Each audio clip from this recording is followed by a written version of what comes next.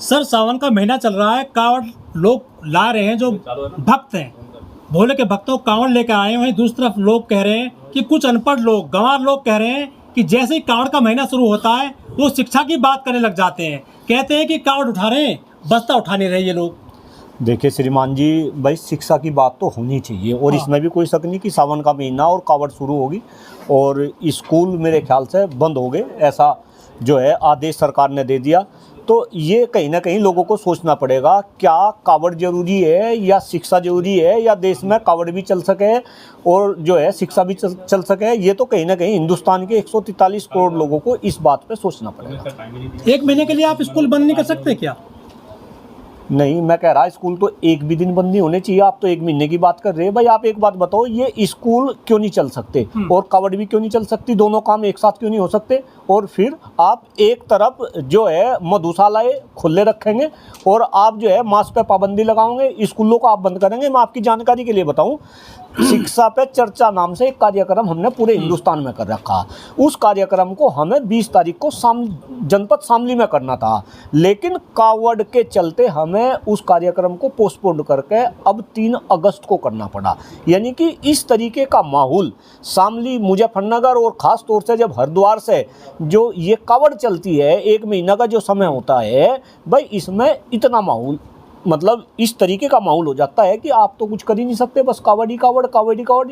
ये बात देखो, जब हम छोटे थे, मेरी भी 40 साल की उम्र होगी, बचपन से मैं देख रहा कांवड़ चलती आ रही थी, लेकिन पहले ऐसा तो माहौल था नहीं। पहले भी तो लोग कांवड़ लेकर आते थे, पहले भी तो सारे काम हो रहे थे, लेकिन इस कांवड़ का भी कहीं ना कहीं अब राजनीतिकरण हो गया। तो राजनीतिकरण होने से ही ये सारे काम हो रहे, इस तरीके के जो है डिसीजन लिए जा रहे। आप ये देखो, मैं फिर अपनी बात को दोबारा से रिपीट कर रहा कि जितने भी दारू के ठेके हैं, मधुशालाएं हैं, उन पे सब पे तिरपाल डाल दी गई। अगर मांस से अपवित्रता होती है, यानी कि पवित्रता कांवड़ियाओं की भंग होती है, तो भाई दारू से क्यों नहीं होती? आप दारू के ठेके भी बंद कर दो।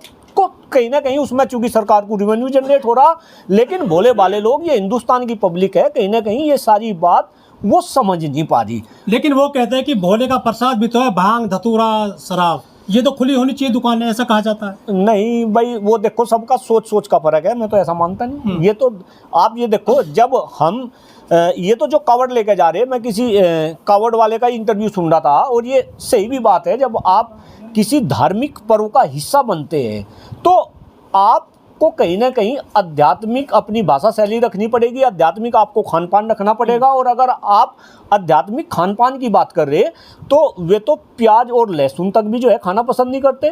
तो जब प्याज और लहसुन तक कांवड़ वाले खाना पसंद नहीं करते, तो उसमें फिर शराब की बात कहाँ से आ गई, भांग धतूरे की बात कहाँ से आ गई? ये तो मेरी सोच से परे है। हम तो नहीं मानते, हम भी जो है भाई धार्मिक आदमी है, धर्म में हम भी जो है विश्वास रखते हैं।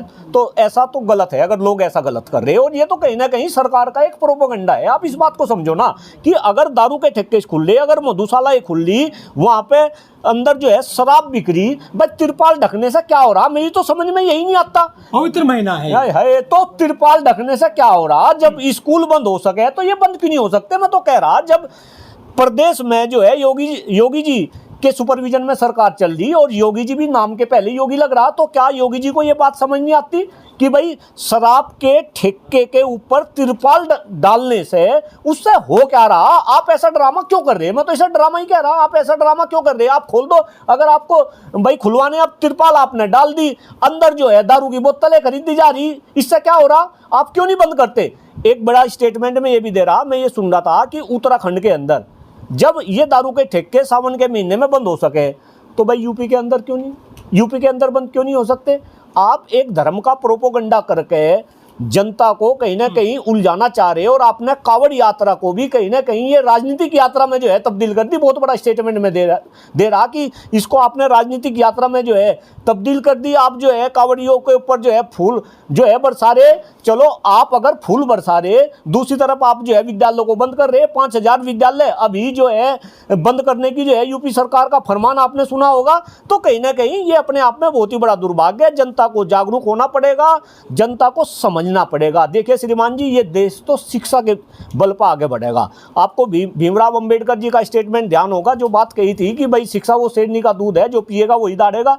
तो कहीं ना कहीं आप शिक्षा को तो बंद कर दो। और मैं एक बड़ा स्टेटमेंट और बोल रहा, बड़ा पर्व है सर ये, जो कांवड़ का पर्व चलता भाई है। एक बात बताओ, पूरी मशीनरी लगी हुई है इसमें। हाँ, तो मैं वही तो कह रहा, पर्व तो सारे ही बड़े हैं। अब यू कावड़ का आगे कुछ और आ जाएगा, फिर कुछ और आ जाएगा।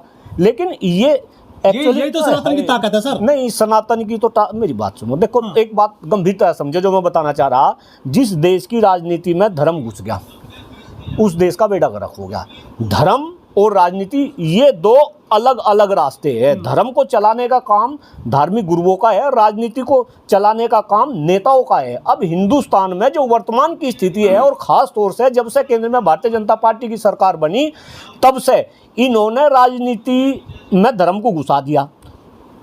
आप समझिए, यानी कि जो धर्म गुरुओं का काम है वो काम भी नेता करने लगे। मैं अभी कुछ समय पहले अयोध्या गया, देखिए कितनी बड़ी बात है। जब मैं अयोध्या गया तो मुझे वो सीन याद आया कि अयोध्या में जब राम मंदिर का उद्घाटन हो रहा था, राम मंदिर का उद्घाटन कितनी विषम परिस्थिति में हुआ। अब तक भी मैं 10 दिन पहले अयोध्या में था, जहां रामलला जी की जो मूर्ति लग रही, उस मूर्ति के ऊपर अभी भी जो है थोड़े चल रहे, वहां कम से कम हजारों की संख्या में मजदूर काम कर रहे, यानी कि वो मंदिर अब तक भी कंप्लीट नहीं हुआ। और इन्होंने अपने चूंकि चुनाव आ रहे थे, इस वजह से उस मंदिर का उद्घाटन कर दिया। मेरी बात सुनो, तो वहां उद्घाटन भी जो है मोदी जी ने करा। ये बात वहां पे मेरे दिमाग मारी थी, भाई उद्घाटन तो उसे कोई धर्म गुरु करते, वो तो धार्मिक लोगों का काम था। अब उसमें तो राजनेता घुस गए, और जब राजनेता घुस गए धर्म में, तो भाई इब तो बेड़ा गर्क है। अब तो कावड़ भी ऐसे ही चलेगी, बम बम बोला ऐसे ही चलेगा, मधुशालाएं खुलेगी, और जो है विद्यालय बंद होंगे। और कहीं ना कहीं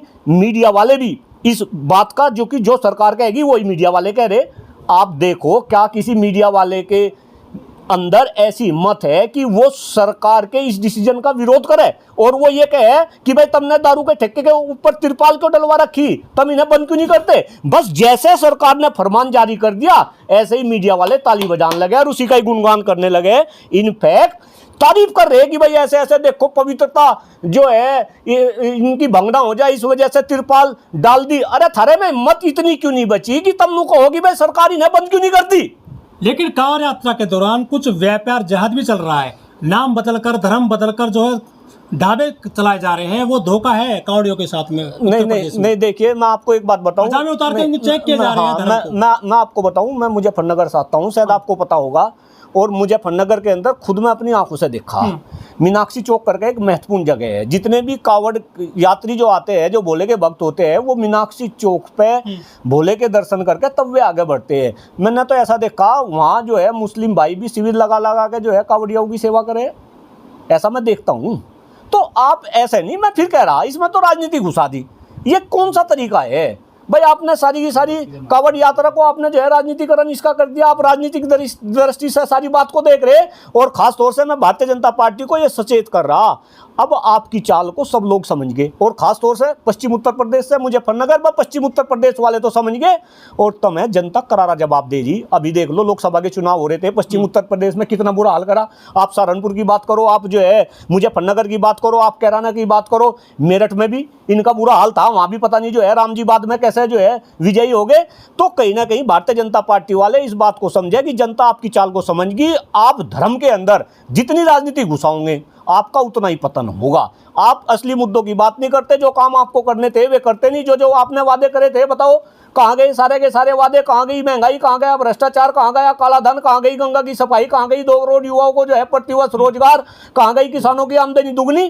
कहाँ गई बुलेट ट्रेन? कहाँ गए 100 स्मार्ट सिटी? अगर सारे गिनवाने लगूं तो मेरे ख्याल से 2 घंटे हो जाएंगे। उन मुद्दों पर तो आप काम नहीं करते। अरे बस जनता को धर्म धर्म धर्म, कभी कावड़ यात्रा और कभी जुलूस निकाल दे और फिर उन्होंने भगदड़ मचवा दे। बस जिंदगी में ना, ये एक बात बताओ, अच्छा जो कावड़ लेका होगा वही सनातनी होगा क्या? वही सनातनी होगा क्या?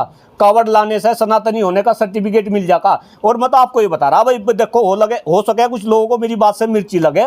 जो लोग सनातनी की बात करते हैं उन्हें तो सनातनी का मतलब भी नहीं पता। और हो सके आप भी मेरे से क्वेश्चन कर दे, श्रीमान जी बुरा मत मानना, हो सके आपको भी अगर मैं सनातन का मतलब जानने लगूं तो आपको भी सनातन का मतलब नहीं पता जी। लोग जो है कहाँ किस भेड़ चाल में, एक बात बताओ, सनातन का मतलब है धार्मिक होना। धार्मिक होने का मतलब है आप दयालु हो, आप परोपकारी हो, आप अहिंसावादी हो, आप जो है दूसरों पे दया करने वाले हो, आप बड़े दानी हो। ये सारे के सारे अध्यात्म के गुण हैं। अब मुझे आप बता दो, अगर आप सनातनी की बात कर रहे, आप जो है अहिंसा की बात करोगे, आप असत्य बोलेंगे, आप जो है कहीं ना कहीं आपका खान पीन उस तरीका है, और फिर आप सनातनी अपने आप को कह रहे हैं, तो भाई अपने आप में तो बहुत ही बड़ा सोचनीय और गंभीर विषय है।